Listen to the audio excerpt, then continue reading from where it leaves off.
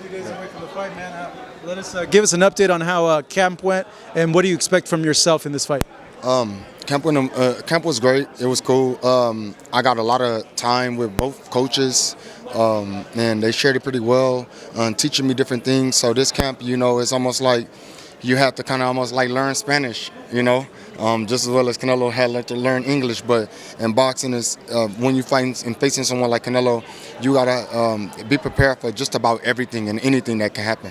What can you learn from the two losses that he had from Floyd and Bivol? You don't really, if styles make fights, and I have to first find out what me and Bivol have in common, and then what me and Mayweather have in common. And when you put them two together, I feel like I'm the full package of the problematic things that bring Canelo's flaws out. Jermell, were you surprised by how much he said that you motivated him, and you not rating his skills is the motivation for him in this fight? Did that surprise you? I feel like that's the way he just felt like he needed to let y'all know that he was motivated. When you're the best in the world, you're supposed to have some doubters. I don't know how well he take it because, he is such a, phenomenon in the boxing world. So I think that Canelo understands, but if that's what inspired him and motivated it, so well be it. He had to get ready for the fight. The fight is already here. And if I'm going to feel the power, let me feel it. I'm going to feel his skills, let me feel it. Because of the weight difference and the layoff, people are saying this is a difficult fight for you to win. Do you see those as hurdles and obstacles for you to win this fight? I don't think so. I think that a layoff does absolutely nothing. Like I spoke earlier about, there's, in essence, there's no real ring rust. My mechanics are sharp. My team is good. And if it was ring rust, I've been out of boxing for really long periods of time, and it didn't do any effect. If anything, I look at it as an advantage. So I'm preserved, I'm ready, and whenever they tell me to get time to go fight, I prepare really well for it, so I don't waste too much time worried about what somebody think about ring rust or if that's an advantage or not. 10 years ago, Canelo has said that what you said about him is what's motivating him. Do you think that he's a declining fighter or an overrated fighter? No, I don't think that. I don't think he's a declining fighter because, to me, he still holds a throne at 168, and he's in every fight he's having. He's looking good to me. Like he's wiping guys out. If you look at and break down every round, I think people just critique him really heavy because he's such a phenomenon in the world of boxing, and I think he's a tough cookie to deal with. Is he right about being the best fighter you faced? 10 years ago, he's the best fighter. 10 years ago, people said Canelo only lost to Floyd because he was inexperienced. Now today, the same people are saying Canelo, with all of his experience, is slowing down, even though Canelo is said right now he feels at his best. He's at the peak of his prime, not even Floyd Mayweather could beat him. But that's what you have in boxing. You know what I'm saying? That's the writers that you got to deal with. Eventually, the era will change where boxers get a little bit more respect than that. Some people gonna rock with you, some people gonna rock against you. When you up and you're doing good, they with you, and when you fail and you slip up a little bit, they turn, they crash, they burn on you. So it's just a part of the game and just in society and the life that we live. Hey Mel, how's the 168 version of yourself better than the 154 version of yourself coming into this fight? I feel like 168. I'm fast. I'm sharp. I'm strong, and I don't have to. I feel like I didn't lose power from losing weight. A lot of people don't really understand that as much weight that they deplete themselves in, they lose power because of the fact they got to deplete their muscles, and so.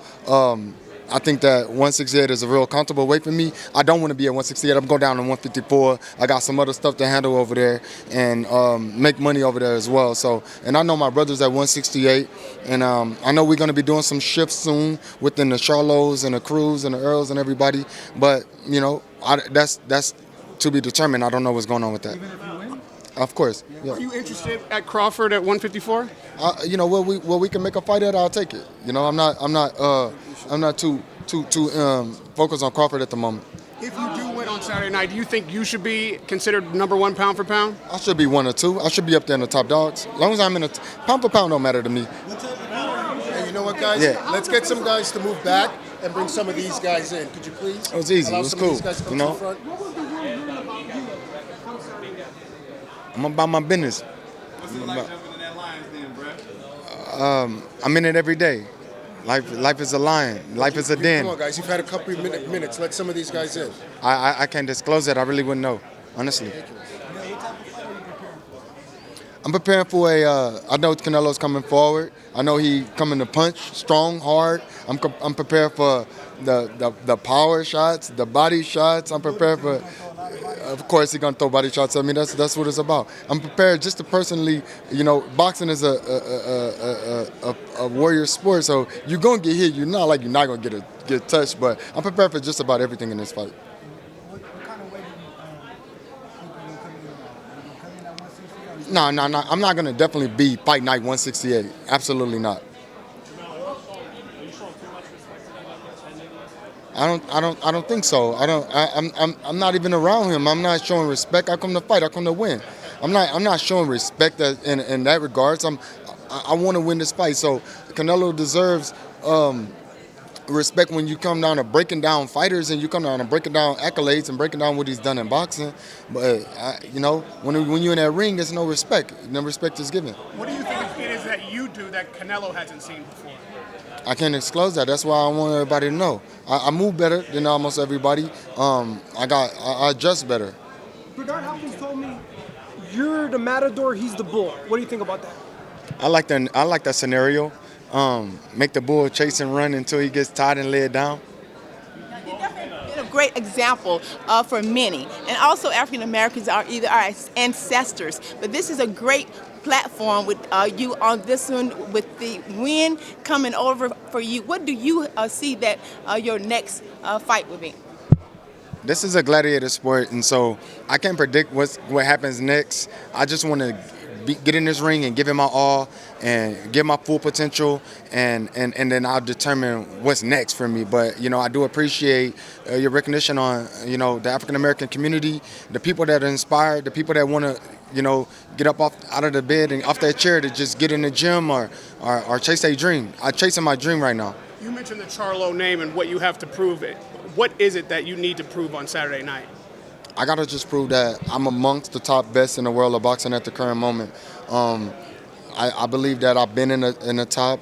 I had a few haters and a few people that didn't really believe in me, but as long as I keep doing what I gotta do, I'll make it this far. A couple more questions. You wanted to fight Canelo nearly 10 years ago. Why did it take so long to make this fight? Because I think the people that was handling it, didn't see either the value in me or they didn't see or they seen that the skills that I possess was a little bit too much or something at that time. And I was a live dog, a live animal, at which I'm still am. Now you got the right people operating it. We at the 33 years old. It's never too late. And so we get it on. They gave you 20 million. What do you say about that? It's cool. They gave me 20 million. That's obviously my highest I've ever been a part of. Are people hitting you off the tickets? Yeah, all day. Is this a better fight now than it would have been 10 years ago? I think we most seasoned. There's a lot of seasoning in this thing, and I like that when two fighters are sharp and we're at our best, you get a better performance. Now, you have had many goals. Your goals have all been pursued successfully. So this is the platform that you made again that you wanted to do. So tell us, how can you help others to obtain their goals? I don't really know because I would have to deal with that individual personally. So I can't. All I can say is just keep watching and soak it all in at the moment. Can you go 12 rounds and win a decision against Canelo here in Vegas? I know there's been a lot of talk amongst foes of Canelo that if they go 12, it's going to be close, regardless of how wide it is for them. I say bet on me. Yeah. Over/under, what is it? I don't care. Bet on me. Bet on you? Go put your money up. I feel like I come to do what I do. Yeah. Last question, guys.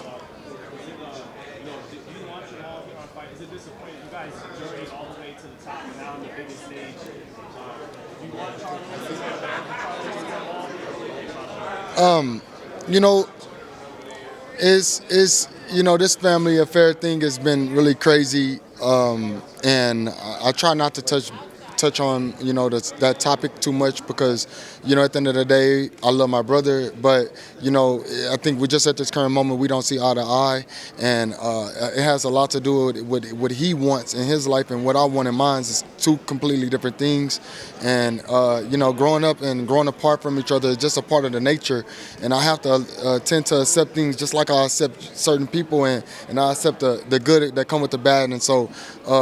One day, hopefully we speak again. But right now, I'm just not in a moment or a mood to want to deal with that havoc that he brings and all of that kind of stuff. But I'm a dog. I'm an animal for my brother too, and so I'll rock with him. If he's not here for fight night, it's okay. Like he can't fight for me anyways. So I'm not. It don't hurt my feelings or whatever it is. It is.